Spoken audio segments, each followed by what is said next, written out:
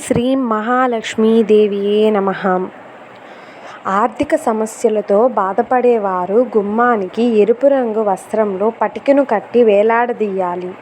మన ఇంట్లో ప్రతికూల వాతావరణ పరిస్థితులు కనుక ఉంటే నల్లని వస్త్రంలో పటికను వేసి వేలాడదీయాలి. ఇలా చేయడం వల్ల నెగిటివ్ ఎనర్జీ మొత్తం తొలగిపోయి ఇల్లు మొత్తం పాజిటివ్ ఎనర్జీ ఏర్పడుతుంది.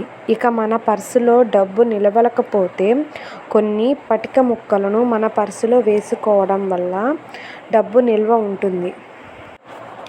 ఇక మనం అనుకున్న పనులు జరగకపోతే ప్రతిరోజు ఉదయం మనం స్నానం చేసే నీటిలో కాస్త పటికను వేసుకోవటం వల్ల మనలో పాజిటివ్ ఎనర్జీ కలుగుతుంది. అదేవిధంగా మనం చేసే పనిలో కూడా విజయవంతం అవుతాయి. ఇలా పటిక ఎన్నో వాస్తు దోషాలను తొలగించి అన్ని శుభ ఫలితాలు కలిగిస్తుంది.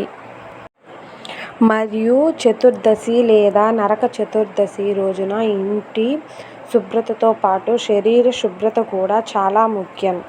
ఈ రోజున నీటిలో పచ్చ కర్పూరంతో స్నానం చేయడం వల్ల శరీరం శుభ్రంగా ఉంటుంది. అలాగే శరీరంలో పాజిటివ్ ఎనర్జీ సర్క్యులేషన్ కూడా పెరుగుతుంది. ఈరోజు ఇంటి మెయిన్ డోర్ కూడా శుభ్రం చేసుకోవాలి. ఆ రోజున పచ్చ కర్పూరమును ఎర్రటి గుడ్డలో ప్రధాన ద్వారానికి వేలాడదీయటం వల్ల ఇంట్లోని ప్రతికూల శక్తి నశిస్తుంది. ఇలా చేయడం వల్ల నెగిటివ్ ఎనర్జీ ఇంట్లోకి ప్రవేశించదు. దీనితో పాటు కంటి దోషాల నుండి కూడా విముక్తి లభిస్తుంది. కావున ప్రతి ఒక్కరూ ఈ పరిహారాలు చేయడం వల్ల ఆర్థికంగా కలిసి వస్తుంది.